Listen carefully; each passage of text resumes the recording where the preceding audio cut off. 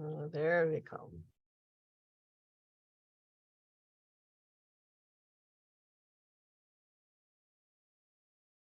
Good morning. Hopefully you've come for the genealogy program. Please be patient. We're allowing a few people to join the program and we'll get started very shortly.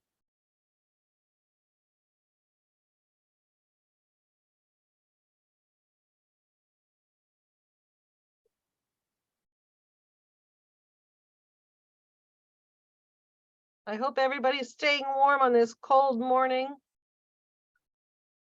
I don't know about all of you, but it was 9 degrees when I pumped my gas in my automobile this morning.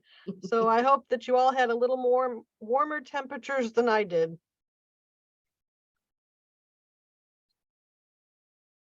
I think I heard on the news it was some unbelievable number, like 120 below in Vermont at one of the high mountains where they have a wind station this morning. So it could be worse. Good morning. I hope you're all joining us. If you'll just be patient, we'll get started very shortly. We're allowing people to join. I would mention there is a handout today, and we've put copies of the handout into your emails, and I believe there's one somewhere in the notes field or the one of the chat field perhaps, so you can access that if you'd like. But we're going to get started here very shortly. Please be patient. We're allowing people to join.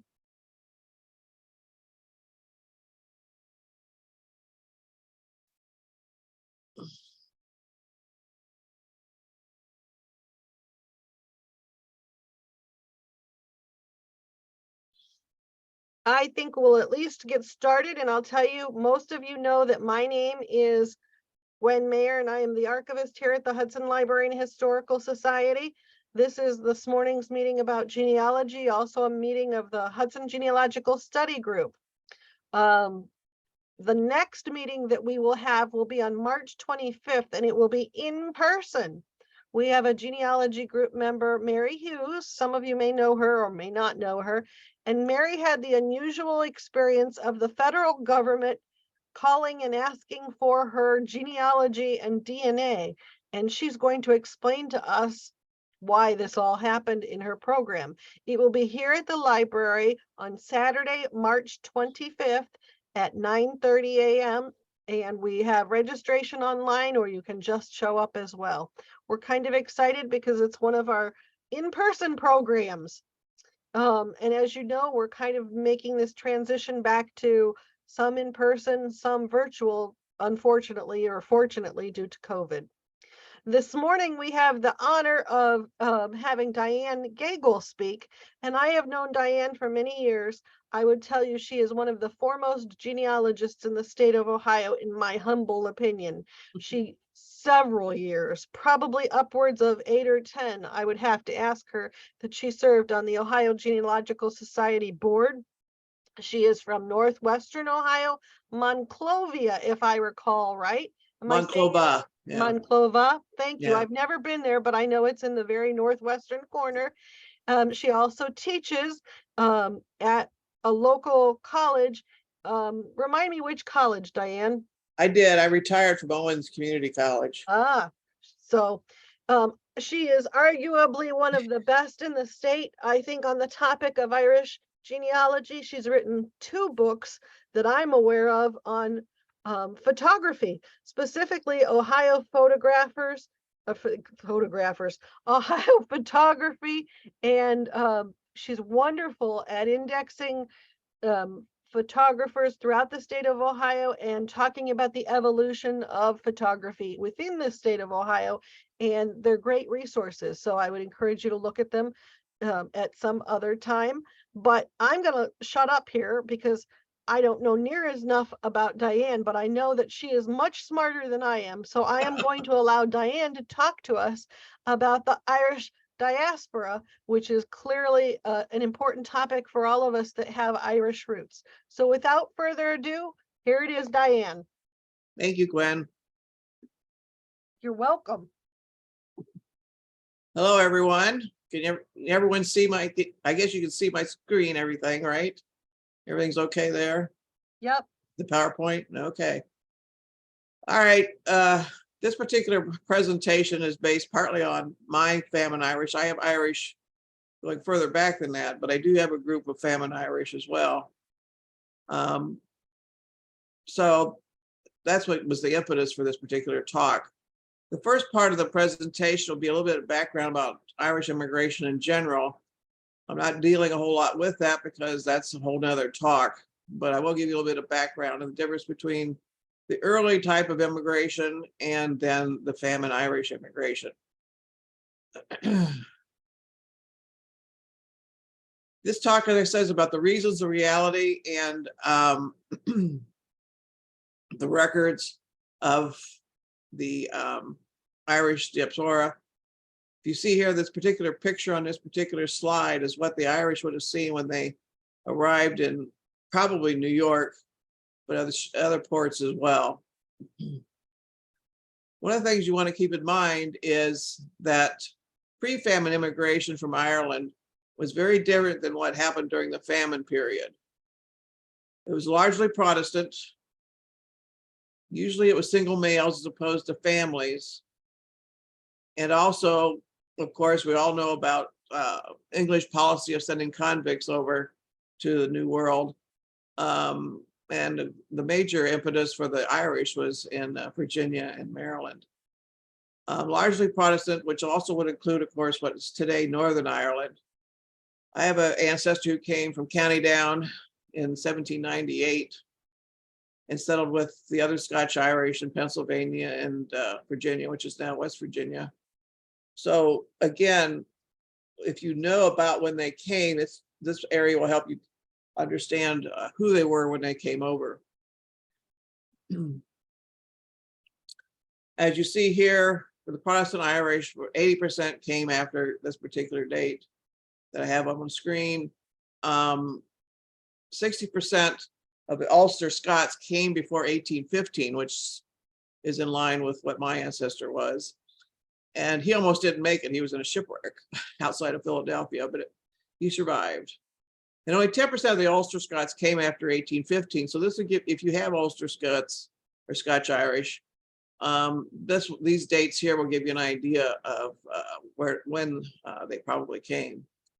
Anglo-Irish, the ones that were English originally and moved to Ireland at some point, 7% came in the colonial area and 10% in post-colonial after the Revolution. Now, pre-famine Irish, there may have been some Catholics, obviously, but the problem at this time in America was there were very few Catholic priests. So there's very little conversions from Catholicism because actually there was no priests. So as a result, many of them did convert, maybe went to Episcopal Church or something similar, or of course not at all.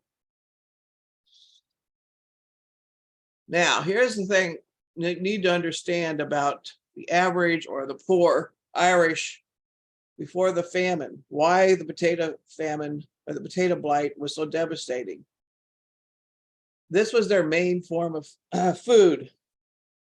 And it's hard to believe. I know people, every time I put this up, they were shocked, but men ate 14 pounds of potatoes every day. Women or children over 10 pounds, and children under 10, 5 pounds. This is a day. The potato is a perfect food. It has just about everything you need.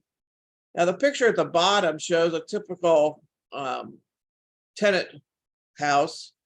You see there's pigs and chickens. If I were lucky, they had chickens. And they had potatoes up here in this is probably for the daily consumption, and they stored potatoes elsewhere. They also raised cabbages. And the cabbages largely, they would use some of it when they were making their food, but also it was to feed the pigs because the pig was the money crop that they raised in order to get money to buy other things that they needed. But potato was the main source, unfortunately, and I'll go into why that was in a minute. Okay, the roots of this for the famine and why it became such a big problem was what was going on in Ireland just previous to the 1840s. First of all, was industrialization was hitting the agricultural area very quickly, and as a result, some workers were laid off from their other works that they had because they weren't needed anymore, and then they began to rely even more on their potato plantings for food. And also in the rural areas, again causing some disruption in the employment area, was the decline of rural industry because it was being taken over by cities or industrialization elsewhere. And as a result of this, the next thing that happened was, because of the unrest from these people being unsettled in their employment and their living standards, was the agrarian secret societies. And what they were angry at was the landlords, because the landlords were not helping in any of the situations. In some cases, they were making things worse for their tenants. They were raising the rents, and also there was a movement at this time to consolidate your land as opposed to having small tenant farmers. They wanted to have larger plots of land because therefore they could also have larger crops and so forth. And the tenants were getting in the way of that. So there was a growing animosity about this. And so you see these secret societies trying to deal with the landlords. During the previous decades, because things have been better economically, there was a great population increase in Ireland. It was 8.5 million in 1845. And that was actually in Ireland, 700 people per square mile was the average, which is a lot of people, and most of those relying on the potato for their food source. And as a result of these various other things that were going on, the poor population was increasing drastically as well. And then you have the Poor Law of 1838, which is largely based on what was going on in England. And this was determining who was eligible, first of all, for assistance.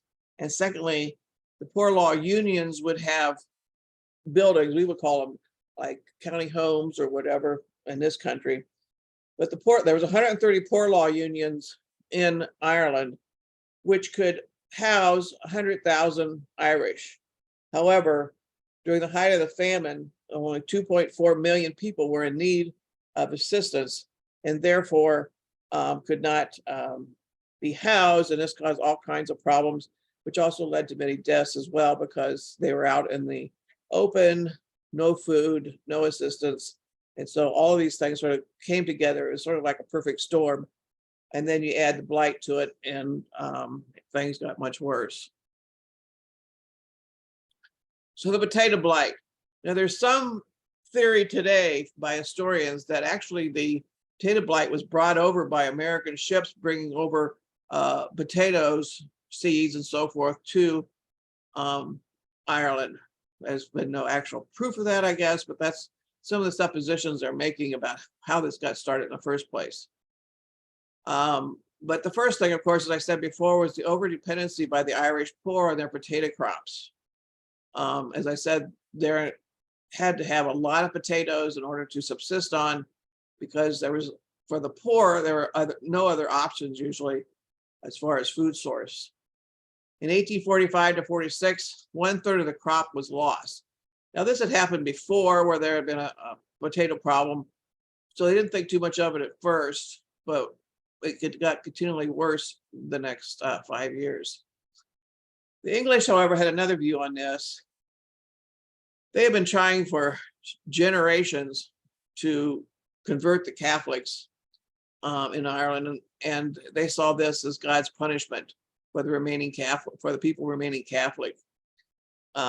So that didn't help any when it came to trying to get funding from England for their Irish counterparts. Now, in this first year, because of the blight and the crop loss and the beginning of the famine, there was a lot of Irish in America and others who wanted to help. And so many organizations began fundraising to buy corn, and also to employ ships to bring the corn over to Ireland. And so this did help the first year because there was an additional product that they could give to the Irish. Now, also in 1845-46, something that kept some of this worse things at bay was at this point, the landlords are being reimbursed for any charity that they gave out to their tenants. This changed, and that was part of the problem later on. They also began a public works program where the poor who were starving or were perhaps kicked off their land or their tenancy could work for money. And these public works program were, they're building roads or whatever, but some things roads went nowhere. I mean, they just were something to make these people earn their money. And unfortunately, the small plot owners had to sell their pigs in order to save the potatoes, because they also fed it to the pigs, but also because they needed money to buy corn, for example, that was being shipped over. I mean, it wasn't given to them free, the corn, they had to still pay for it. Now, this is an example of people leaving their villages or their plots or whatever to go maybe to Liverpool or maybe to another part of Ireland. And in some cases, of course, early on, they did go to the Americas. In 1846-47 was probably the worst. They began to really understand this was not a short-term thing. Up to 90% of the crop failed, and it was now spreading rapidly across Ireland. And it wasn't just a small portion like it was before. Now it was widespread. That's more and more people were being dispossessed from their land and also needing outside help. Also this time, I don't know if you're aware of the fact, but Ireland was like the breadbasket for England, and they were still exporting grain from Ireland to England. So this was a problem. Also, the American food relief that had been arrived late that year. So it was a problem that food was not available for anyone to purchase, especially those who did have any money left. Also, there's no food price regulations. And as you know, in an open market, if you have a demand, the price is going to go up. So there was no regulation about what people could charge. There's also a change in relief work, which again, sort of exacerbated the situation. Public works idea was shut down, so people couldn't earn as much with outside work. And also, as a change from the previous year, the local landlords and so forth had to pay the own cost of charity that they did. They weren't getting reimbursed anymore. The wages fell as well for anyone who could get work. It fell to 40 cents a day, and there was a law that was passed about paying for outside work, which means outside the workhouse. On bad weather, they would get a half-day pay, but most of them worked a full day to try and get more money. And as a result, these people were starving or poor nutrition. And so their own health was not very good. And so the relief workers who were out in the cold or in the weather or whatever suffered greatly. And there was a massive mortality of relief workers.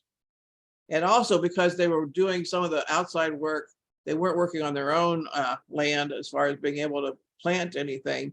So there was a lack of cultivation for alternatives sources of food, excuse me. Now, by this time, there were organizations that were looking to help the Irish. And one of the first ones were the Quakers. The Quakers, English Quakers especially, went over to Ireland and began opening soup kitchens. They were the first ones to do this. And then the British did have one, British Association for the Relief of Extreme Distress in Ireland and Scotland. I guess they didn't believe in short titles, but anyway, this is another group that went over. The church relief, one of the problems with church relief at this time was the Protestants and the Catholic clergies disagreed over how to allocate famine relief. They would get funds or supplies or whatever, and they disagreed about who should get it, when they should get it, and so forth. So it was a pretty sporadic relief from the churches. And then, of course, the American ships were still coming, even though They arrived late. And it's estimated that in this second year, 1846 to 47, over 100 ships, American ships, came with supplies, hopefully to alleviate some of the problems, although it was far less than was actually needed. And then there's the 1847 Poor Law Extension Act. This tried to limit who got relief. Under this law, no relief for anyone that had a quarter acre of land. So even though they didn't have a potato crop that they desperately needed, if they had a quarter acre of land, then they couldn't get relief. So, of course, some would opt for getting the relief as opposed to keeping their land, and so they went off the land. And then also under this act, those unable to support the family would lose their land. And this was used as an excuse by the landlords to clear the land of their tenants. Again, they wanted to consolidate their land, the landlords. And so this was used as an excuse to get rid of those remaining tenants if possible.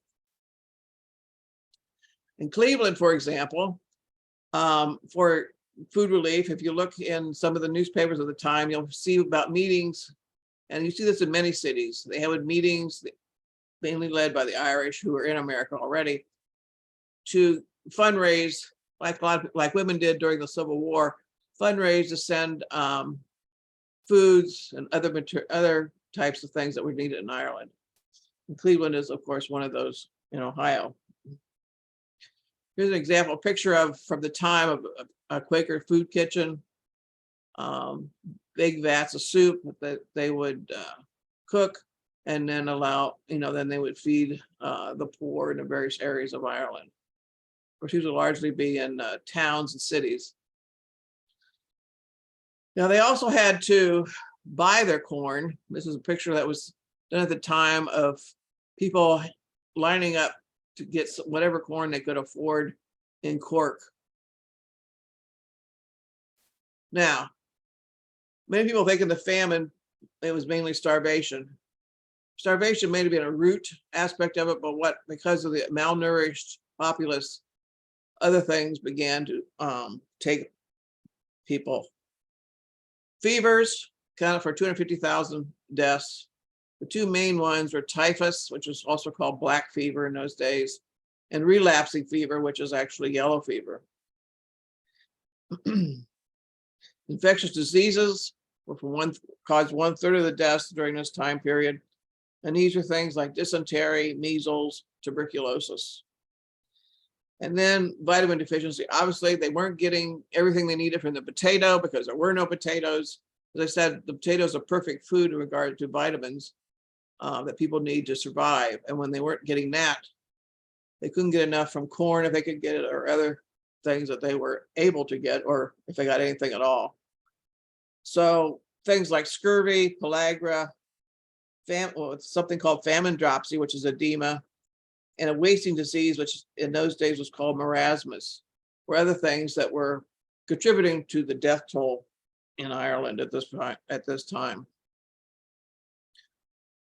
Okay, moving on to the next year, again, the blight continued. There was insufficient crops or grains being brought into the country to make up for this change in foodstuffs. The poor law crisis was getting worse in the sense that there was more people than they had beds for and accommodations for. By October of 1846, the workhouses were actually full. So anything beyond that, which were hundreds of thousands of people, they in many cases had no shelter because they were wandering the roads in the country without shelter.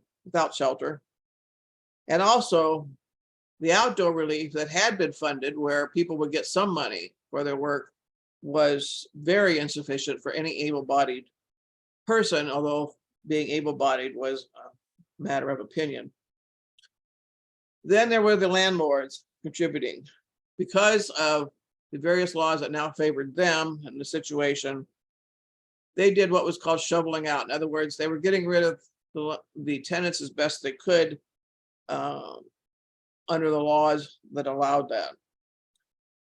The worst was in of the shoveling out and getting rid was in the western counties of Mayo and Clare. There's something to keep in mind, folks. If you have Irish coming at this time period, you don't know where they were from, and they came in this time period, you might check these two counties first and then go from there. It's estimated there are 50,000 families that were shoveled out in the western counties. And there also, of course, there were voluntary clearings. In other words, they heard about either going to England or from England going to the New World or America.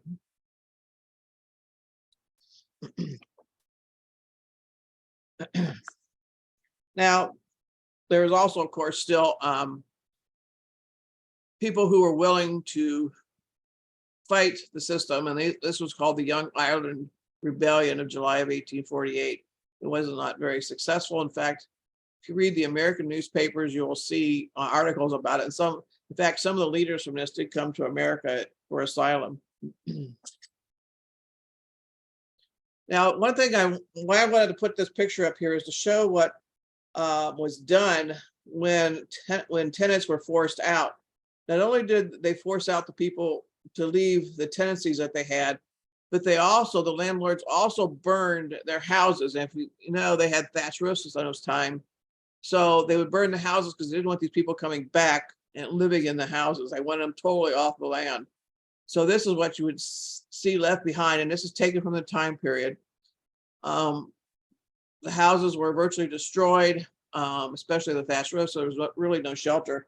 And so people began taking shelter if they could, find them in caves and places like that.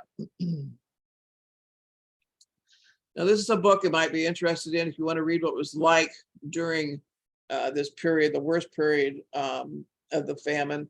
The Graves Are Walking by John Kelly. At any rate, he uses in this book actual journals, letters, observations from the time period about what actually was going on in Ireland. So you might want to check this out. The Graves Are Walking by John Kelly. Okay, the famine years from 1848 to 51 is called a relapse. They thought there might be some hope, but again, that did not come true. First of all, the poor law was inadequate to deal with the magnitude. I mean, you're talking about millions of people now needing assistance. So this was just adding to the issues that the Irish were facing. In 1849, historians estimate 2,500 people died every week from the various things I talked about before. The west of Ireland was still one of the hardest hit areas. County Mayo, County Clare, those counties there. Now, if you've had any ancestors who came in 1848 from any area to America, and also here in America, in 1848, there was a cholera pandemic. And in November of 1848, it finally reached Ireland. It started in Europe and came to Ireland, and then eventually came to America. And as I hope most of you have realized, that the cholera pandemic follows waterways. And so you see that, for example, in Ohio, in the areas that I live in, it was the Miami-Erie Canal, cholera spread along the canal systems very rapidly because people were going up and down. And also, of course, it bred the cholera. There's also workhouse board corruption. Of course, there's a lot of money available potentially. And so, of course, not every cent of it, or pence of it, I guess, would reach the people who needed it. And there was a lot of corruption on the workhouse boards, people taking advantage of availability of funds and not forwarding it to people who really needed it. Unfortunately, in 1848-49, especially in England, they were getting tired of this whole thing, and there was some political things going on in England. So there's virtually no aid in the winter of 1848-49, outside aid to the Irish. And the Encumbered Estates Act of 1849 added one more crushing blow to the Irish themselves, especially those who had hoped to have land. The Encumbered Estates Act of 1849 created a special court to force the sale of insolvent estates. In other words, of course, there were some landlords who couldn't make it during this time period, and they became insolvent, and this court would force the sale of these estates. And the real purpose of this act of 1849 was to allow more British landlords to buy land in Ireland. Now, some were purchased by the Irish, but most of the estates were purchased by Anglo-Irish who were already in Ireland. So this again was dealing a blow to the native Irish, especially, and even the native Irish landlords. Now, in the 1851 Ireland census, they figured that there were 2.4 million Irish missing. They just disappeared, most of which, of course, about half, 1.1 million, they believe died as a result of the famine situation in Ireland. Of course, the remaining emigrated to the Americas. Okay, now we get into the immigration part. So if you have people Irish who came during this time period, this is some of the profile of the people who came. And if you remember what I said at the beginning about the pre-famine, especially in the colonial period, the differences. This time period, 90% of the immigrants were Catholic when they came over, largely families. Of course, there were individuals, but they were mostly families trying to get away and survive. 80 to 90% were laborers or servants. So basically they were unskilled laborers, which didn't exactly help them when they came to the New World. And also up to 30% spoke only Gaelic, which of course, when they came to Americas, which is largely English speaking, except for French Canada, this was an issue when getting employment and also trying to blend into society. If they couldn't speak English, it could be a real problem. I mentioned before, there's a decrease in population. About half of that had to do with immigration. As I said, in 1841, the Ireland's population was 8.1 million, which was more than what the countries could support during the famine. 6.5 million 10 years later, and by 1854 they lost another 822,000 in population. Now, most of us would be happy if we had landlord assisted immigration, but that was only about 22,000 people. Why I say we'd like to have that is because they kept records, of course, but unfortunately that's only about 22,000 people. So I hate to dash the hopes of anybody who's looking for that, but it's pretty slim. Now, the thing to keep in mind, I don't know if you ever noticed when you looked at the passenger lists from the ships during this time period, you notice most of them came from Liverpool, well, as opposed to an Irish port. And this is largely because most people at that time left Ireland for Liverpool, and they would catch a ship when they had the money to Canada and the United States. And there's a good reason for this. Liverpool had a history and ongoing relationship with Canada, with Ireland and England, because they were the ones that were bringing the food stuffs back and forth between the two countries. So they had services already set up, so it was easy for the Irish to catch ships to Liverpool. And in June of 1847, it was usually the majority of the Irish who were leaving were from the south and west of Ireland, and they were going to Liverpool. Now, can you imagine what would happen if 300,000 people came to a city not prepared for that many people coming in that had no resources, were ill, and housing became a real problem? People were living in basements, they were living in poor conditions, crowded, and of course, disease was spread as well. And the poor law unions in Liverpool, of course, were originally established for the British who lived there, but again, could not handle the influx of that large number of people.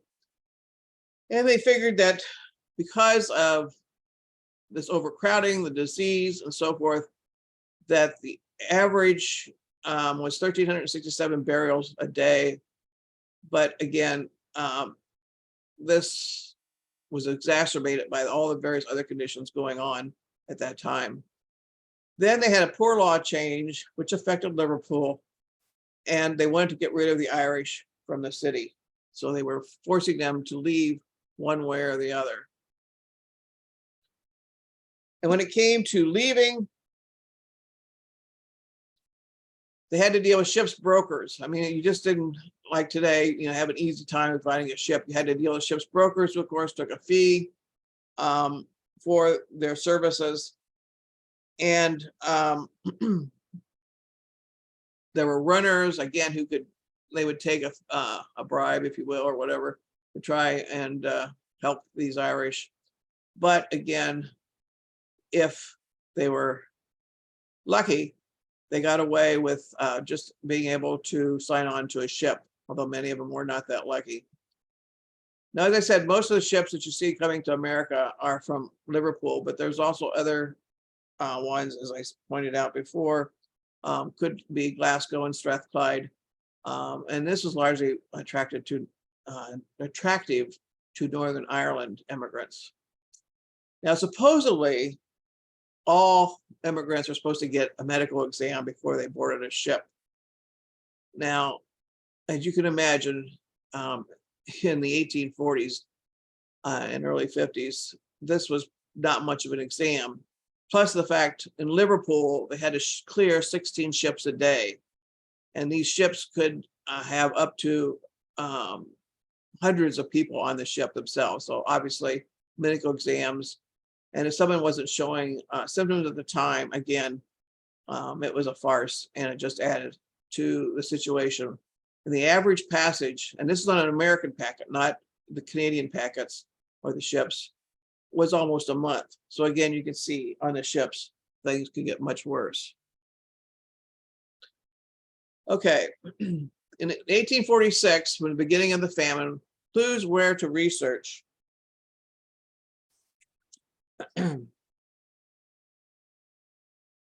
64% emigrated to the United States. So if you're going to start, if you think that they came during that early time period of the famine, that's where you want to start. Of course, they were also going to Canada.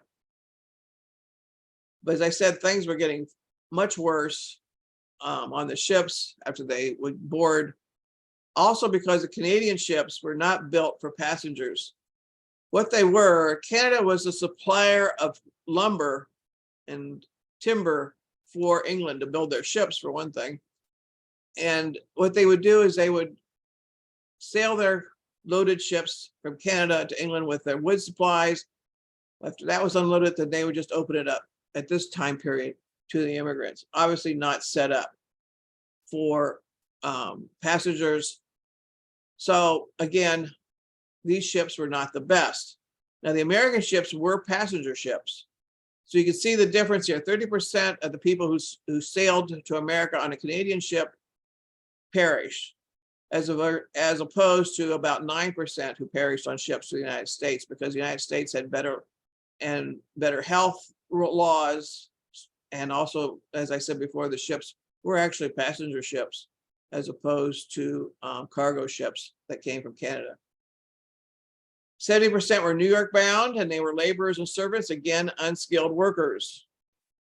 And again, more family groups and previous immigration. Only 10% were Protestant. As I said before, at least a third spoke only Gaelic, which again hindered them when they got to the New World. So the effect, as I said before, was a loss of population. In Ireland, today's population is over 5 million. And so you can see, even at the height, Ireland has not returned to their population. I don't know that they want to, but at any rate, you can see that this has had a long-term effect on their population. It's estimated there's 70 million of Irish descent throughout the world, which I'm sure includes most of you. As I said before, medical exams, accommodations when they left Ireland, the food and disease, and this particular ad here, whoops, sorry about that. This ad here is an example of the type of thing the Irish would see or have read to them in the local newspapers, and choose a ship to set sail. This is for an American packet, which was a much better. They had first class, second class, and steerage passengers. Whereas on the Canadian logging ships, there was one and it was not good. Of course, you had to have passage money, which wasn't always easy. And that's, of course, in Liverpool, they would try to get jobs in order to get some money. But again, it wasn't always easy. Also, you had to be inspected. This is the type of thing you might see, what people lined up. As you can see on the wall here, the various advertisements for going to the New World, Canada or New York. This is an American packet. As you can see, probably a much more accommodating ship, and also usually faster than Canadian ships. Now, getting on board was catch as catch can. You had to find some, if it was not actually at the dock, you had to get on boats, rowboats and so forth, to go out and clamber aboard the ship. It wasn't like going on a cruise ship today where they make every effort to make it easy for you. In this case, they probably made it as hard as possible. Plus, remember, you also had to bring your own food for the passage, which is a month's worth of food. Here's an example of an immigrant vessel leaving Liverpool. All the ships out in the harbor waiting to take people. Now, the Ocean Monarch was an example of one of these ships that didn't make it. They had over 360 passengers in the steerage, plus others, which is a total of 398. And they caught fire in the English Channel. You have to remember, some of these ships were steamships. Of course, there was a boiler on board for the steam, and 150 persons perished. And this was not unusual for ships not to make it across the ocean. This one didn't make it pretty close to land, so that was a problem as well. This is what it might have looked like on the Canadian ships as far as the type of accommodations you had on board. There was no privacy. Of course, you think of all the things one has to do during the day, what the accommodations were like, the living conditions. And of course, you also had to cook the food somewhere, and hopefully the captain would allow you to go on deck to do that, but that wasn't always the case. Okay. The earliest destination, the first destination, because Canada was a British, part of the British Empire, people usually would go that route. Of course, the first place they had to stop when they got to Canada was Grosse Isle, the quarantine station. Again, of course, they were very much aware of the fact that these people were sick coming over. And it's believed, it's estimated that in 1847, on the ships going to Canada, 5,300 people probably died. But the problem was, once they got to Canada, they didn't miraculously become healthy. 15,000 died soon after, and there's large cemeteries in Grosse Isle for those who died. Now, another thing to keep in mind, which is, I haven't been able to prove this yet, but I think why one family in Irish did this. I think they came in through Canada because they came in that time period. And 60% of the Canadian port Irish immigrants crossed into the United States. So that's something to keep in mind, is you can't find them in an American passenger list. You might start checking in Canada to see if they did that and then crossed over.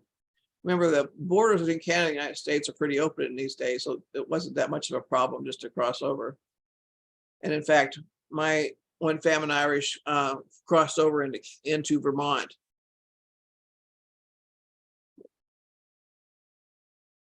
As I said before, most of the immigrants were Catholic.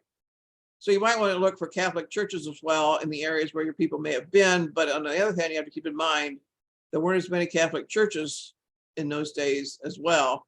So sometimes, for example, they may have lived along the border between the United States and Canada, but the actual Catholic records might actually be in Canada. So that causes some issues as well.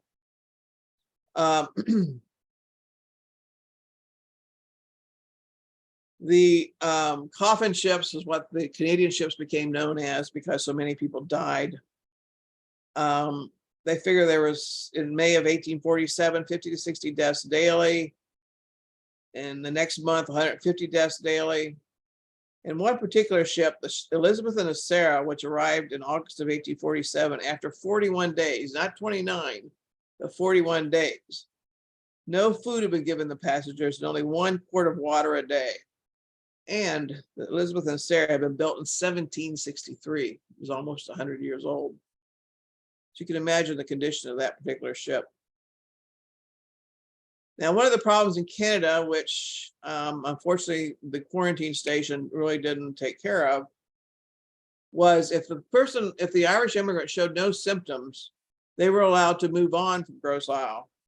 And unfortunately, they could often become sick as they moved inland in Canada.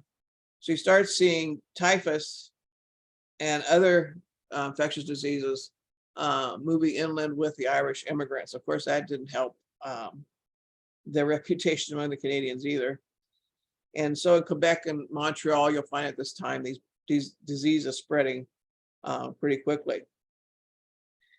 Now, the Canadians, of course, began to protest, and this led to the new British Passenger Act of 1848, which was an attempt to clean up the Canadian shipping and passenger carrying system between Ireland and Canada. Now, for those of you looking for perhaps orphaned Irish children, you have to remember that these children were put somewhere. The closest, of course, province at this time was Quebec, which, as you know, is French Canadian. So some Irish children may have been adopted by French Canadians and now, of course, would have a French name. So that's something to keep in mind in the back of your head if you lost somebody and you can't figure out, or even if you have French, you think you have French ancestors, they may have been adopted and are actually Irish.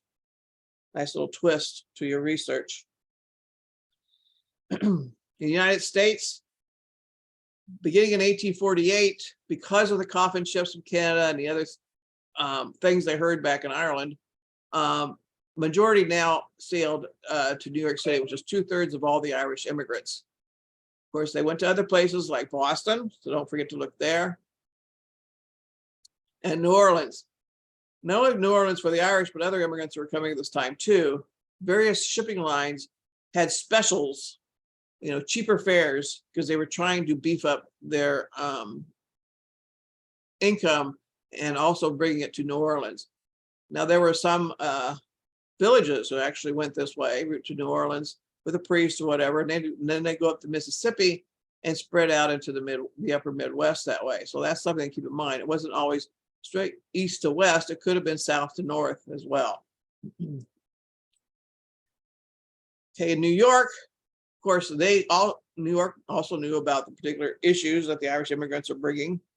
So there was a quarantine station, and during the famine, it was in Staten Island.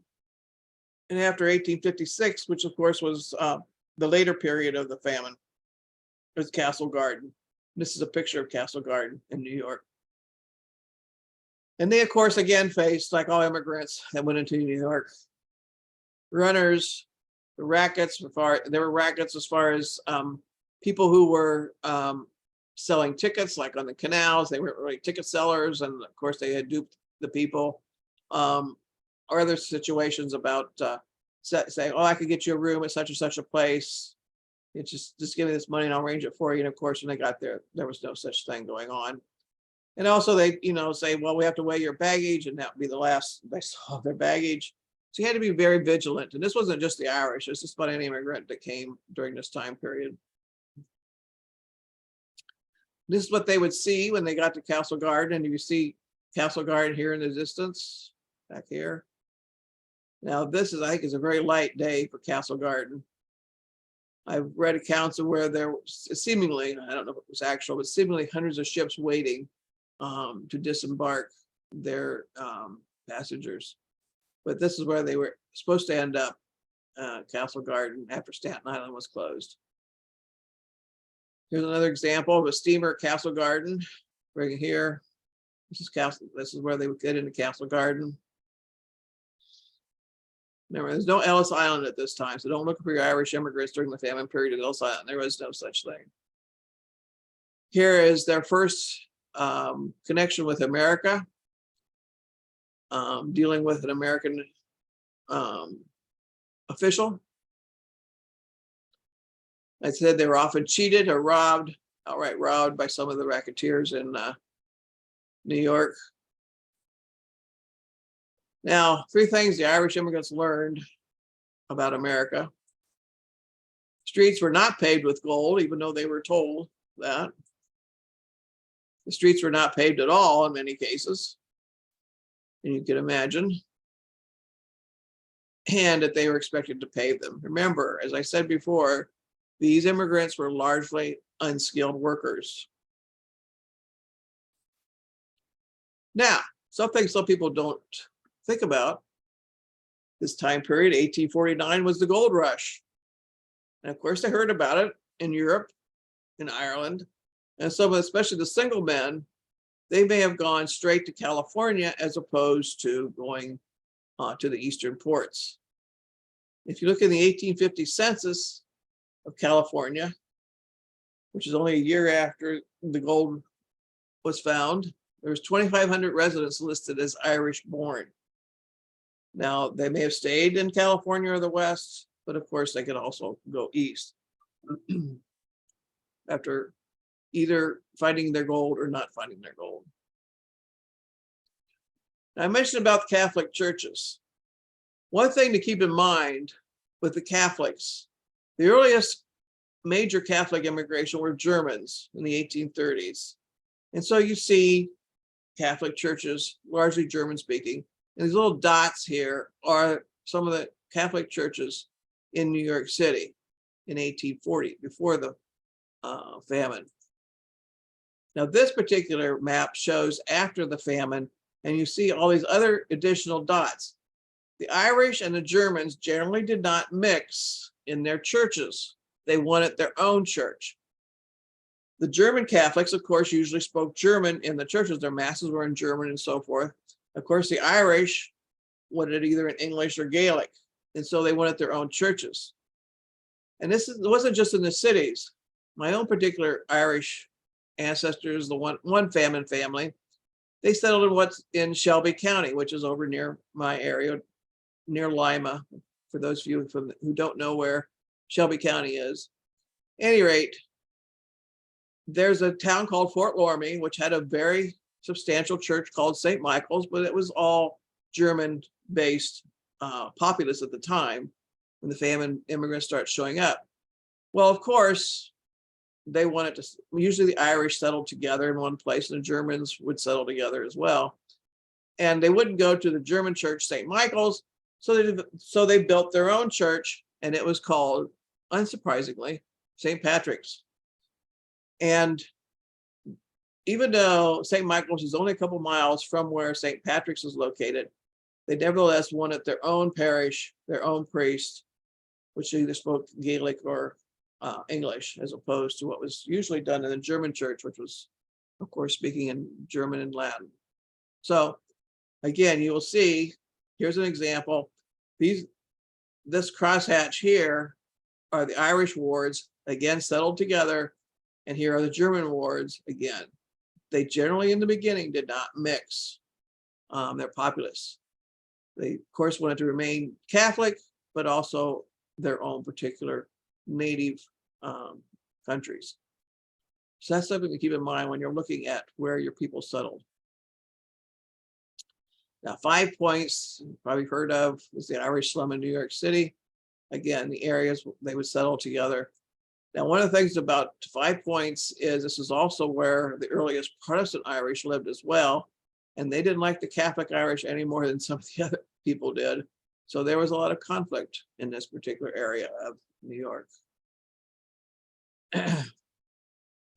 Okay, now this is examples from New York City, but if you have people that came in other parts of the country, like Boston, Philadelphia, whatever, look for these types of organizations as well, because their records may still be available, may still be extant.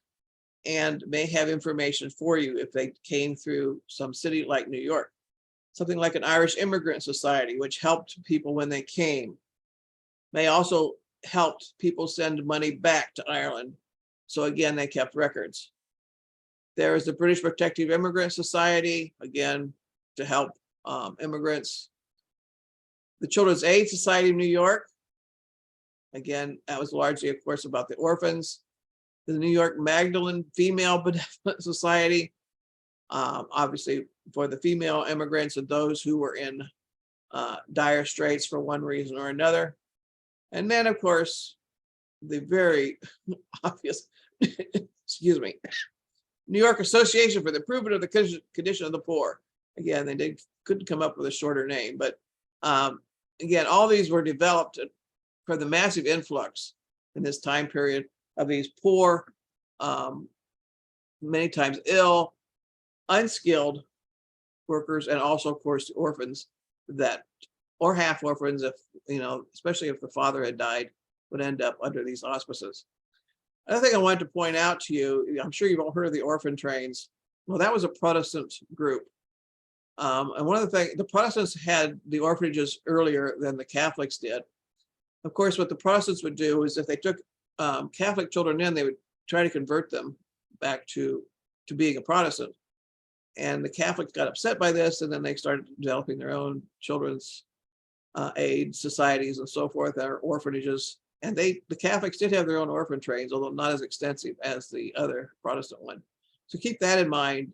You think, well, my ancestors were Catholic. Well, if they were there at a certain time period, they may have been taken in by one of the Protestant groups. And by the way, it also worked the other way. The Catholic orphanages, if they took in Protestants, they tried to convert them too. So it went both ways. Here's a type of flyer that the immigrants may have seen in New York for the British Protective Immigrant Society. It was the purpose of protecting immigrants from fraud and imposition, and they urged immigrants on their arrival in New York to make immediate application to society. It tells where to go. It was free of charge, and again, it was to help these people from being defrauded of what little they had when they came here. Here's an example of a picture from that time, created the Irish Immigrant Society office in New York. Now, the daily life of the Irish immigrant.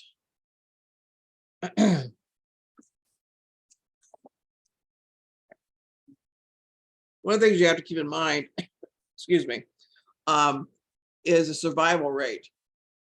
Now you think, oh, they came to America and everything was hunky-dory after that. Well, that is far from the truth. In fact, historians have studied this, and they believe the average lifespan after landing was 6 years. Now, this isn't true all across the board. Of course, there were definitely exceptions, like some of my ancestors, but I also have one famine Irish ancestor who came, I think, in 1848. I haven't found his exact time period. He was married, had a child in 1849, another in 1850, a child in Vermont, then a child in Delaware, and then he ended up in Ohio, and he was dead by 1859. So, and he was I assume, a relatively healthy person, although, of course, there's some doubt about how healthy compared to the Americans. But I believe that he was working on railroads, and that's another thing to keep in mind. Remember, these are unskilled laborers, so they would be working in areas where any type of skill was not needed. Canal building and also railroad building at this time was very prominent, and so these people would be hired for that as well. And I believe my ancestor, who died in 1859, was actually a railroad worker, because where he lived was right next to where they were building the railroads. So that's a supposition on my part so far, but I haven't been able to find contrary evidence. Now, discrimination. I'm sure you've all heard no Irish need apply. Yes, it was discrimination in the sense of the British-based population or descendant base in America and the Irish, but you have to remember what was going on. No Irish need apply. For one thing, even the women who came over were unskilled. They came from their little tenant farms and they didn't really not have any skills. Like they knew nothing about being a maid in a large house or a cook in a large house or any type of house for that matter. They were poor, they were unskilled, as I said, and so they were not necessarily the best best employees for many opportunities in America. They were sick quite often, or sickly, nothing else. And worst of all, in many cases, they were Catholic. And there was a great deal of Catholic animosity in America by the largely Protestant population. This didn't begin with the Irish. It began with the German Catholics about 20 years earlier, but it was exacerbated by this huge influx of Catholic Irish in the cities, largely. Now, I don't know how many of you remember your political history, but there was a group that came together, a third party in the late 1850s called the Know Nothings. And this is in response to largely immigrants. They were anti-immigrant, anti-Catholic, and of course, the brunt of their animosity would be aimed at these newer immigrants from Ireland. And the Know Nothings eventually became part of another party, which is now known as the Republican Party. And this is the type of attitude that you found in the newspapers at the time. This is from the time period. And one of the problems I had with the Germans and the Irish was their drinking. This, of course, is how they viewed a German immigrant. He was drinking lager beer. And then, of course, the Irish whiskey. And they were also seen as a voting bloc as well that was the Democrats took advantage of, especially in the cities. And you see them fighting in the background, probably here harassing an immigrant. So again, this is the view that people took of, and it was in the newspapers. This is the way people quite often, especially those people who couldn't read, would be able to see what was going on in the country. Okay, the effect of Irish immigration on New York City, and this is the clues of where to look for your records, hopefully. Now, they were poor, sick, and the almhouses at the time, which we would call poor houses in Ohio, for example, the Irish made up 63% of the admissions during this time period. They had no place to go. Of course, they were used to this also in Ireland, going to these types of establishments. In Bellevue Hospital, which is the public hospital in New York at this time, 85% of their admissions were foreign born. Now, of course, not just Irish, but a good portion of them would be Irish. Crime. Arrests in New York in 1850s, 55% were Irish, 35% of prostitutes were Irish, and also 30% infant mortality. Now, when they got to New York, they were living in probably better housing than Liverpool, but not much. They were crowded. Again, they may not have had much as far as food was concerned in the beginning, because they may have spent everything coming over. So they had to find some kind of help or employment. And so the conditions were still not as good as they could be. In 1849, the cholera deaths, 44% of those was estimated to be of Irish immigrants. Now, because of the various issues the Irish had with America, there were riots, anti-Irish riots, in 1849 during the cholera period. Again, they were seen as the ones bringing a lot of disease to the country. In 1857, now 1863. 1863, of course, was when the war was going on. Many Irish immigrants signed up. Of course, it would be some food involved there. So that was one impetus for that. But what they resented was the draft riots. They're called draft riots, but yes, they were upset that they were being drafted. But on the other hand, they were also upset by the fact that they were competing with African Americans in the cities for jobs. And unfortunately, there's been some misconception about what the draft riots, who the victims were. The victims were actually the African Americans in the cities, because the Irish were going after the blacks in the cities. Even black orphanages they would attack. And if you read the account of the draft riots of New York City, you will see that the large number of victims were the African Americans, who the Irish saw as competing for. And they resented the fact that they were being drafted into the army to free blacks, which also would then, in their minds, bring more competition to their employment during the war and, of course, after the war, whenever it would end. Now, most of us have heard of the draft riots in July of 1863 in New York, but there were also other American cities. I was surprised when I was doing research one time that there was also a draft riot in Toledo, where I live close to. We are a port city, and of course there was Irish here, good contingent of Irish, but they were also seen as they were in competition with the African Americans in the city, and again they attacked them. But also Cincinnati in Ohio also had draft riots between Irish and black workers. New Orleans, and so this wasn't just an isolated thing in New York City. This competition between Irish unskilled laborers and African unskilled laborers, especially in ports, was more than just New York City. Also, when you're looking in a particular area where your Irish live, look for books like this. This is a sample of the types of studies that have been done since that time period by historians about ethnic groups. And this, of course, in this particular case, you're interested in the Irish.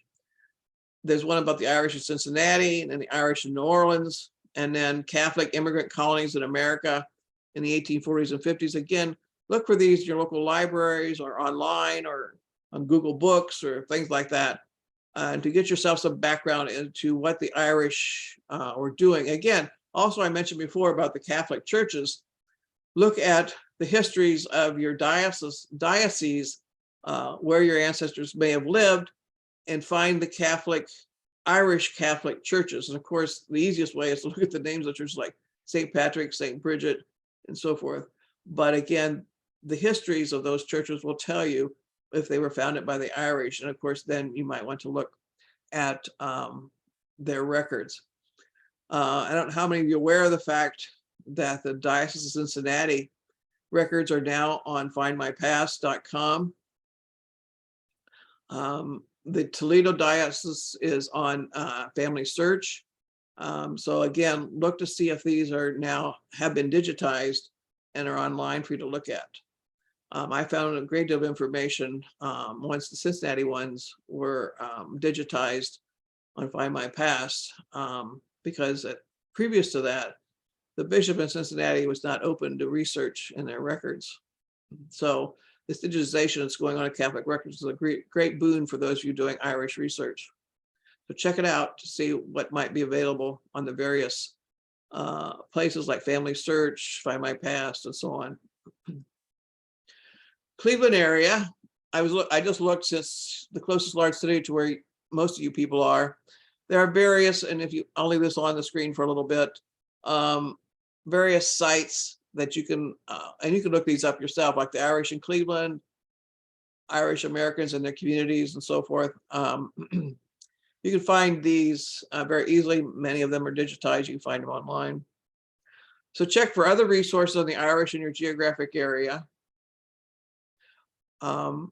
Hopefully a lot of these things will be in your local libraries, but don't forget university libraries, because historians love to do studies on ethnic groups. So there might be something in your university libraries when it comes to dissertations and so on.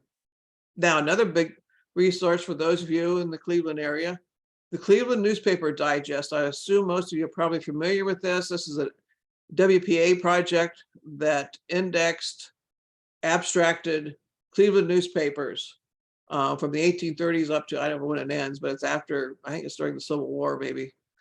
But they have a great deal of great information in there.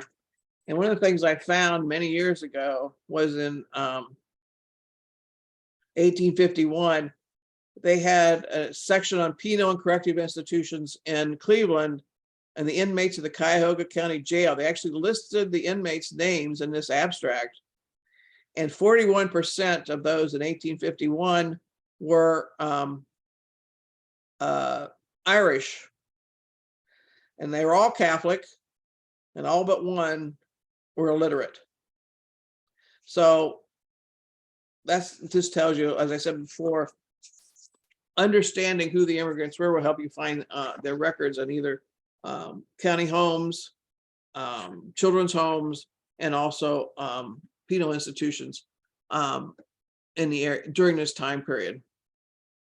But this Cleveland Newspaper Digest is a great resource and it wasn't just Cleveland. They had news, of course, like most newspapers in those days, from all over the country, all over the state, especially. So it could give you some. They also talked in here about the aid that was sent over to Ireland from Cleveland and so forth. So it's interesting. And of course, then you can go to the actual newspaper because it lists the newspaper. Go there and find the information. Okay, Irish records. If you can find them, great. Hopefully, you will be able to find your people. Of course, the church, in this case, largely Catholic churches. Again, many of these are coming online now. Or also, don't forget the Irish Genealogical Societies, archives, and so forth. The census of 1841 and 51, you might be able to find your people in those. Land records, of course, when they were shoveling out, or if they did own land, perhaps the tenancy records would help you. Directories, if they were city folk. Estate records, again, don't get too excited because it was a very limited number who were actually financed by estates, but again, it could be something. Their immigration petitions, of course, which was named the people, office correspondence, passenger agent correspondence. Remember the estate landlords, if they were funding this, they would contact a passenger agent. Of course, Griffith's valuation, excuse me. And of course, manuscript collections, and like many of these are coming online now, so keep that in mind. Here's the census of Ireland, what it would look like. Doesn't look quite like ours, but it gives you an idea of the towns and townlands of Ireland. Here's an 1832 valuation of Derry. Again, gives the name and where they were located. Hopefully, if they were an adult at that time, 1832. Merchants and traders, this is from a city directory. And this is interesting, a list of persons who had licenses to keep arms. And it tells you how many guns and so forth that they were allowed to have. And this is the Griffith valuation, what it would look like if you haven't seen it. So County Donegal.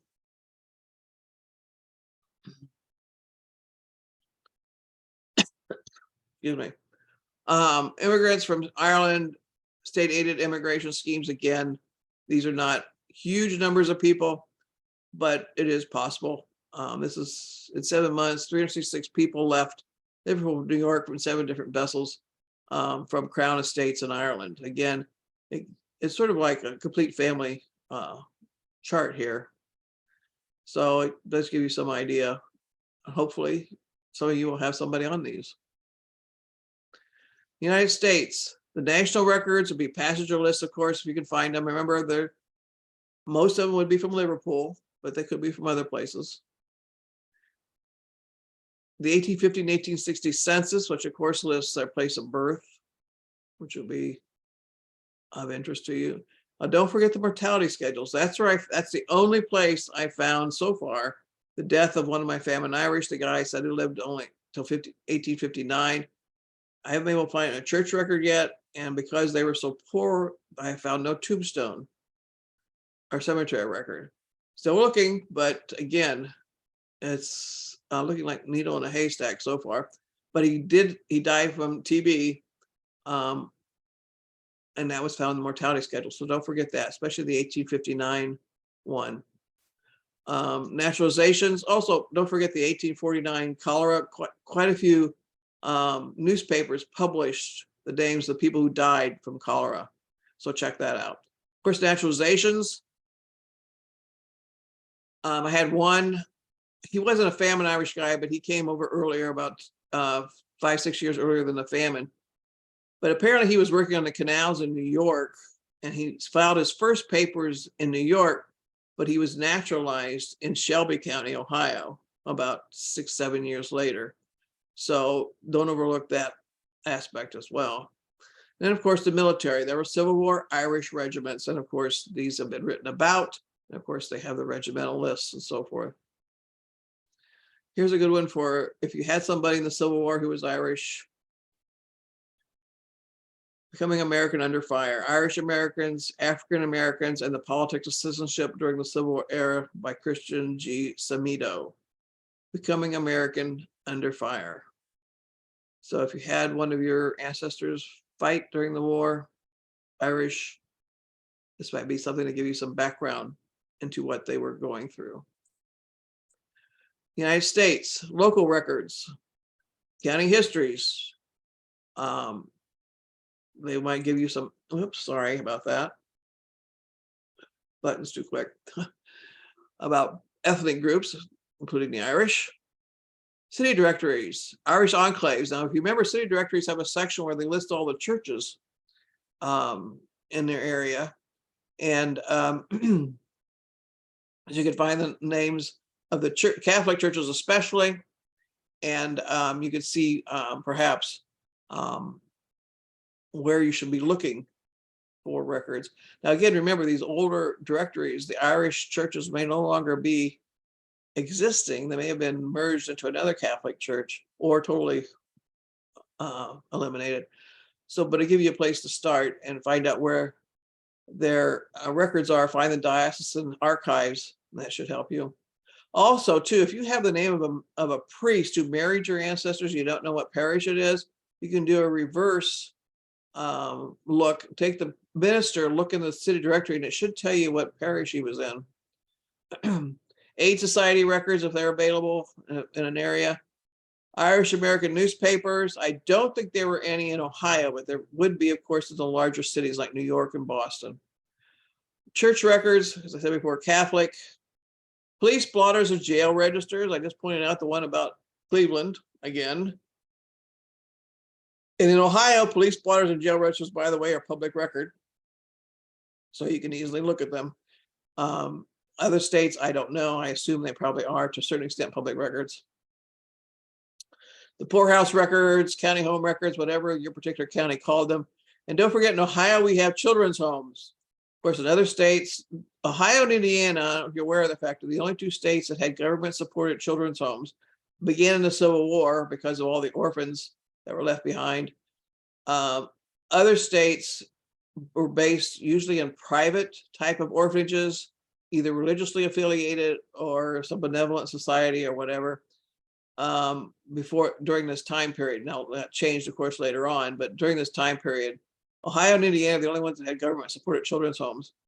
So you might definitely check those because children would quite often, even if they had a parent, would end up in a children's home.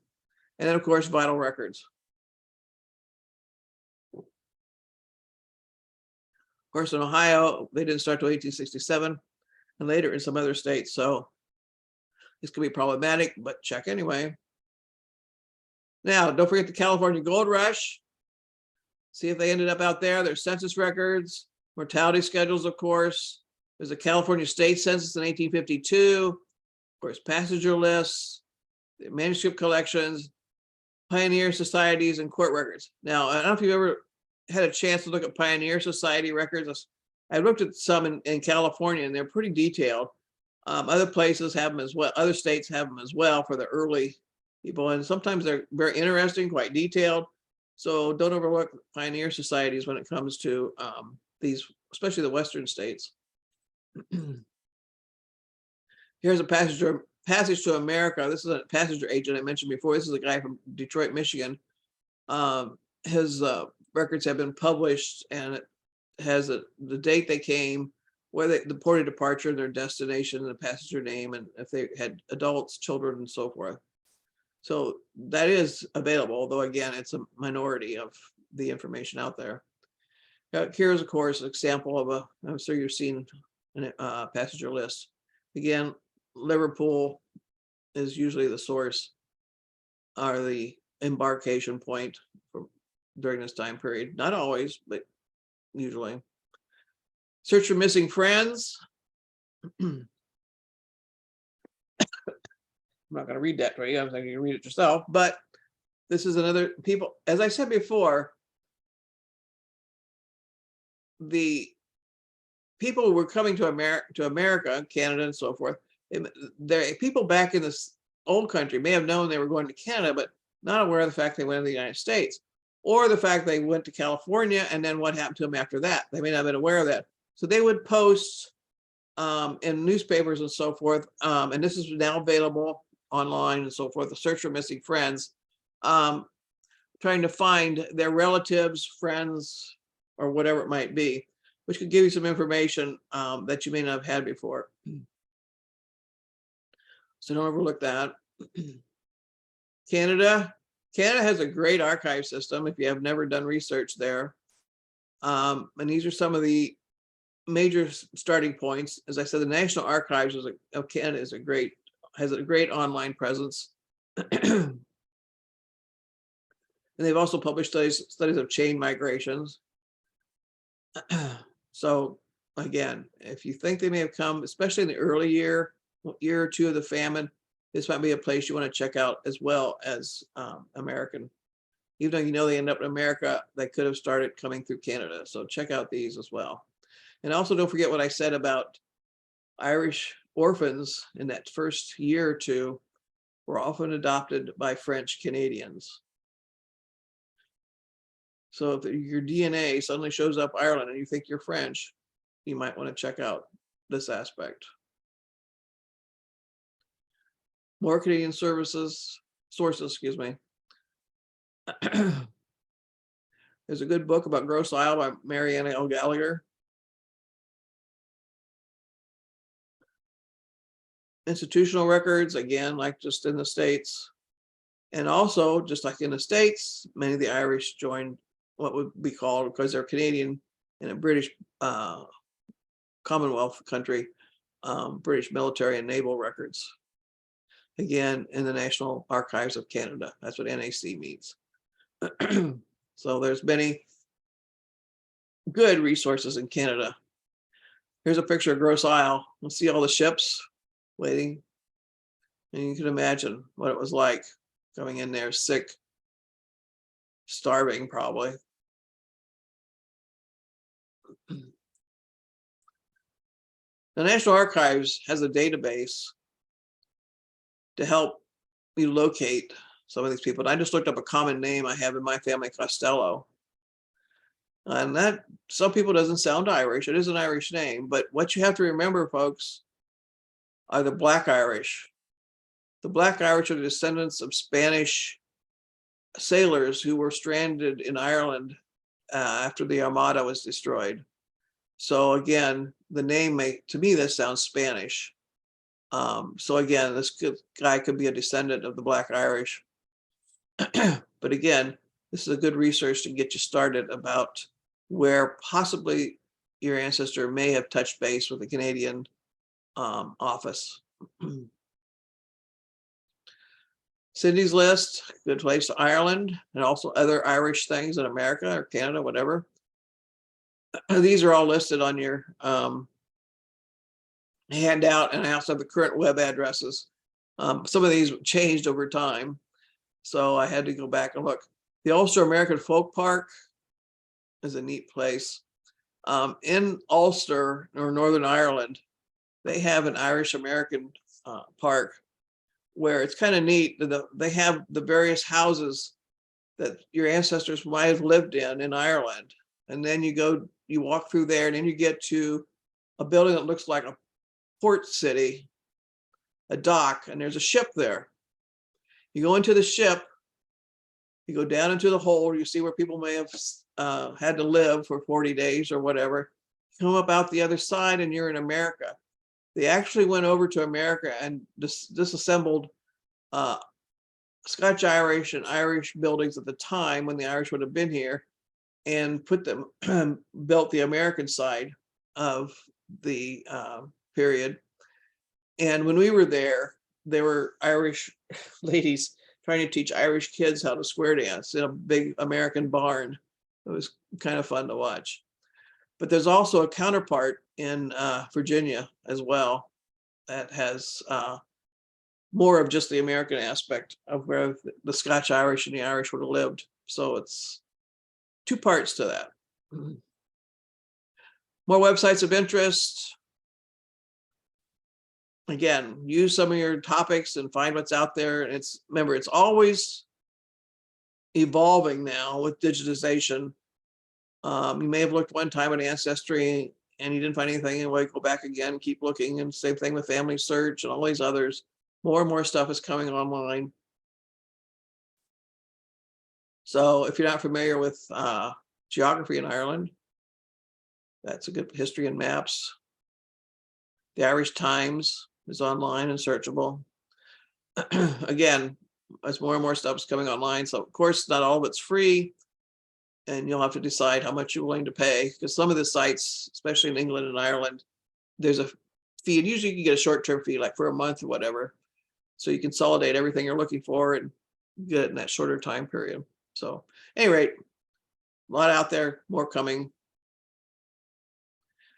Here's Ancestry, some of the things I found before. It's changed since then, but again, place to start, especially if you don't have your own membership. Of course, you can start in the library.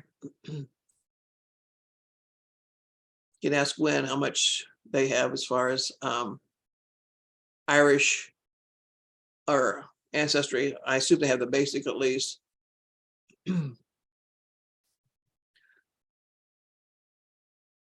So they have quite a bit in an Ancestry, and more coming. Here's something, a link I found in Cindy's list, the ships list. And they talk about the various ships and the various, if you look here, they have passenger list, fleet list, ship description, ships pictures, and they actually have a section on famine immigrants, give you some good background and mainly actually information that you need. Find My Past, I mentioned that. Good source for church records and others as well. Unfortunately for me, a lot of my Irish ancestors have very common names. I'm descended from Kelly to Murphy. And the only way I could find anything is to go with the wives, so they didn't have quite the common names. But, and if you know the maiden names of the wives, that's another problem. But Find My Past, this is a subscription company. So again, you'll have to pay a little bit of money. Here's Irish immigrants, databases and timelines of Irish immigration. Again, give you some background if you need it. And notice down here they have something from the U.S. Library of Congress, Irish immigration.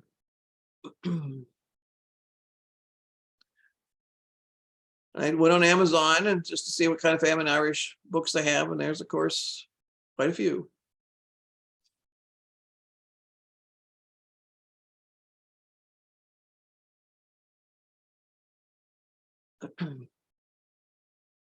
This is a photograph. Thomas Murphy here is one of my famine Irish guys. He immigrated in 1846. He resided in Shelby County, Ohio. And one thing you have to remember too about many of these Irish, they moved around a bit before they settled in one place. He started out in Champaign County, which is where he met his wife. He was born in 1833, died in 1915 in Shelby County. He married Bridget. Now, this is going to sound awful to some people, but he married a 13-year-old daughter of another famine immigrant. This is the one who died in 1859. He had his wife and 2 children, and I don't think he had 2 pennies to rub together when he died. And I think, to be honest with you, that I'm hoping in my mind that it was a love match. But on the other hand, he could have also married in order to be able to support her family. Tom and Bridget had 10 children in 20 years, several of whom died soon after birth. But these are 6 of his surviving children, one of which is my great-grandmother here. And she died I said 1885, and Tom never remarried. He lived for another almost 30, 40 years after his wife died. So at any rate, this is my famine Irish immigrant right here, good old Tom Murphy. It's interesting that some of his kids remained Catholic and others, I think because of who they married, left the church. And this is a poem from the time period, The Song of the Black Potato. I'll let you read that. And that basically is the end of my presentation. So ready for questions, Gwen, whenever you are ready. Thank you, Diane. You do have questions. Catherine says that it's a fascinating and sobering history. Are the records of the passengers on the packet ships, both Canadian and American, substantial and reliable records? Well, I think the biggest trick is finding them. You have to remember the turmoil of the time. There were so many ships. I think the Canadians did their best to keep track of what was going on through Grosse Isle and the ships that came over. Americans, again, if anyone's done any type of passenger research, passenger list research in America, you know, not everything has been digitized, not everything has survived either. I think they're reliable in the sense if you can find them, yes. Now, whether, again, hopefully you have an unusual Irish name. I don't. I mean, you know how many Thomas Murphys I come up with? I mean, when I do research. So my Kelly, fortunately, was a Revolutionary War person. So that's another story. But the Murphys, but as I said before, look for clues. For example, I said the Irish settled together and the Germans settled together. If you find they're in an Irish settlement, whether it's in the city or in the country, if you can't find where your people are from, look at who he's settled with. Look at where his wife is from. Look at where his neighbors, his Irish neighbors, maybe they have come from, or others with similar names. I believe that Tom's wife's family came from County Cork because they have a relative, a cousin who came over later, and he was from County Cork. So again, you know, sometimes you have to go round the barn to find it. But as far as I know, the passenger lists are reliable. The problem is finding them. She also says, where did you find your amazing, wonderful visuals? Books about Ireland. Here's one of them. I don't know if you can see it or not. This is a nice little handbook. Can you see it? Yes. Okay. It's got great visuals in it. You can find many of these things you can find. I mean, most about every book or article I've ever seen about. This is one that I didn't put this in, but this is a great illustration. 2 illustrations actually of. You have to tell me. There it is. Well, there's an Englishman talking to an Irish person about his condition, and then below shows a village after it's been shoveled out. Wow. So it's a great book, and I got it at Borders, if you remember Borders. See if I can find it. It's probably available on Amazon. It's a great book, great illustrations. Gives you a good timeline. Let's see, I'm looking for the. Oh, I can't find the. Oh, Peter Gray is the writer. The Irish Famine by Peter Gray. There's another question about the ships list website you listed. Could you give us a little more information about that? Is that emigrating as well as immigrating? Is it all ports? Is it just some ports? Okay, let's see. I went back too far. I'll get into my. Okay, let's see which one she was talking about here.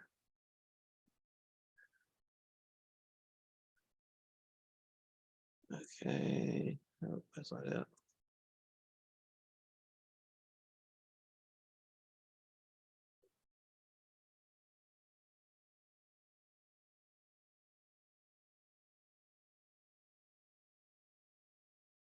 Oh, is that it? It's been a while since I looked at it, but Yeah. You're getting close. Is that it? This one? Yes. Okay. What was the question again? I'm sorry. They wanted to know if it was immigration as well as emigration. And is it all ports or just Irish ports, American ports? I think this is about, I think it's pretty general. It says passenger list, fleet lists, ship descriptions, and then there's a separate section on immigrants. So famine immigrants. So that would be the immigration part. Then there's immigration reports, which you probably couldn't see. They have diaries and journals. I mean, the Illustrated London Times, also where you'd find some of these pictures that are in these books would come from the London Times, for example, or London newspapers, things like that. And yeah, basically. Thank you. Catherine also wants to know, she says, many thanks for an amazing, thoughtful presentation. And while I'm here, I'm going to remind people they can quickly put their questions in the Q&A or the chat box. Janet wants to know, is there a list that shows the variations of the same last name? For instance, the family name is Fee. I have found the possible immigration records of an ancestor with the last names Fee, he or Fahi. I'm not saying these right, but yeah. I would say go on some of the Irish sites and see if you can find something like that. I can't think of one in particular, but I remember one time somebody said, if you can't figure out, because some of these people were basically illiterate when they came. So when they would go through a port, and give their name, what came out, which the Irish accent or Gaelic accent, and what actually was written down are two different things. But I was told one time, ask your school age child, like grade school age, give him a name and ask him to spell it the way he thinks it's going to be spelled. And you might get some other ideas about how names are being spelled. But that's the things you have to remember. See, I have the one I was talking about, the one that died in 1859. In the census record, it's spelled, his last name was Cone. Think about that name, Cone. But in the census, it was spelled C-O-W-E-N. I see it spelled C-O-N-E, C-A-I-N, Kane, C-O-E-N. So again, pronounce it out and then see all the various ways that you could potentially spell it, and ask a kid too, they may come up with an idea. And you have to remember, again, these people were speaking in Gaelic largely, or with an accent, definitely. And the American would have to try to figure out, or the Canadian would have to figure out what they were saying. And again, you find all kinds of interesting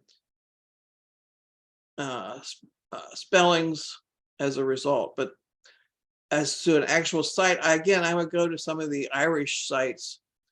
And I believe, I can't remember where now, but I'm sure it's an Irish site where you could go and put in a name and it'll tell you the most common, where it's the name is most common. But I can't remember what site that is.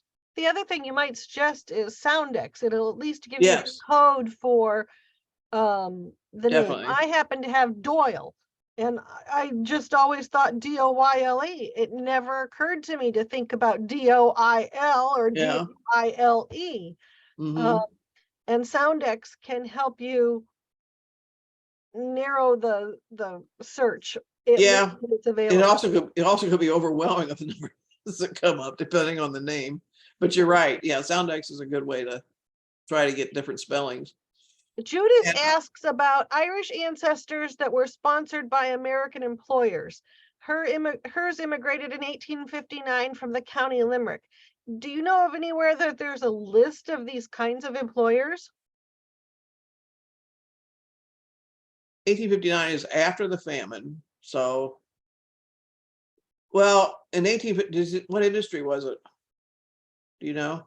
I don't know. She'll probably type it in momentarily, but okay, if she knows the industry, that's where I'd start. As I said before, they were passenger agents. So if this person used an agent, and may have gone through one of these immigrant societies, try and find somebody if they were still extant when he was looking for employees. In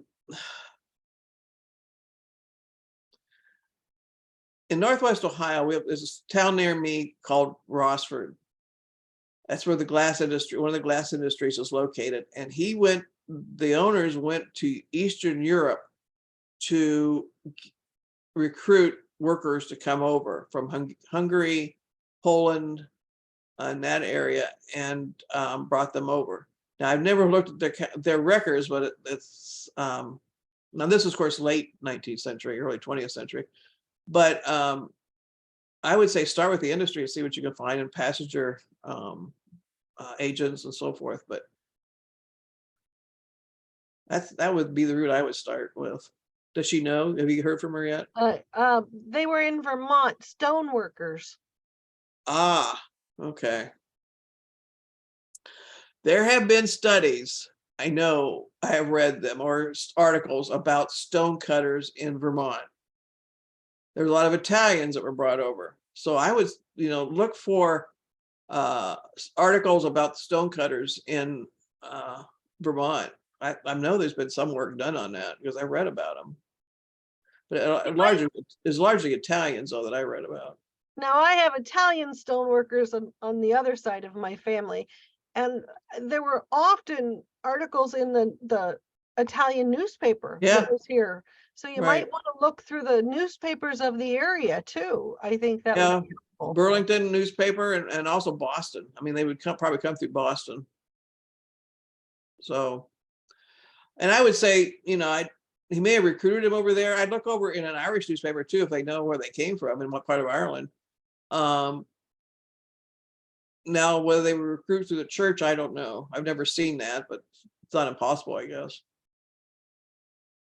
Do we have any other questions? People want to put questions in, and I'll be happy to ask Diane. Oh, Judy says, thank you very much. Okay. Good luck. So I can say it's not always easy, but it's when you find the information, it's great fun. And I would say Irish is challenging, but yes, it's doable. Yeah. Yeah. Like I had given up on I knew my Irish family immigrant that died in 1859, I knew he had disappeared, so to speak. But until I checked the 1859 mortality schedule, I didn't know what happened to him. Mary Gallo says, thank you very much. You had great information for her. Again, if you haven't downloaded the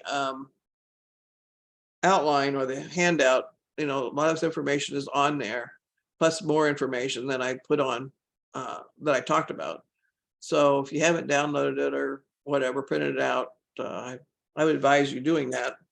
There's a good bibliography at the end. If you're looking for something about in Northeast Ohio, I would definitely check out the Cleveland Newspaper Digest. That's a great resource. I wish I had more people in Cleveland. Mine are all Southwest Ohio. Edward says it was overwhelming, but thank you for sharing. It was also motivational. I guess we all need motivated a little. Yeah, there's a lot of stuff out there and more coming all the time. I mean, I keep looking all the time. So it's more than I can put on a talk like this. So keep looking. Go to Ireland. That's the one country I'd go back to again. I've been there twice. Diane, thank you so much for your time and your energy and your talents. We greatly appreciate it. And, I would tell you that if people have specific questions to ask Diane later, if you funnel them through myself or Roger, I think we can manage to get a hold of her with an email or a phone number. I think my email is on the handout. If I remember. Is it good? I think so, on the first page. So, well, I don't know. You have to check. I can't. Yeah, it is. It is. Again, thank you so much for your time, and we greatly appreciate it. Thanks for asking me. It was fun. Stay warm out there in Western Ohio. Yeah, you too. All right. Hopefully this too shall pass, right? Exactly. And to all of you, thank you for joining us this morning. Remember, the next month, March on the 25th, we'll be live in the library. Thank you all and take care. Have a Bye-bye. good morning. Bye. See if I can get out of this.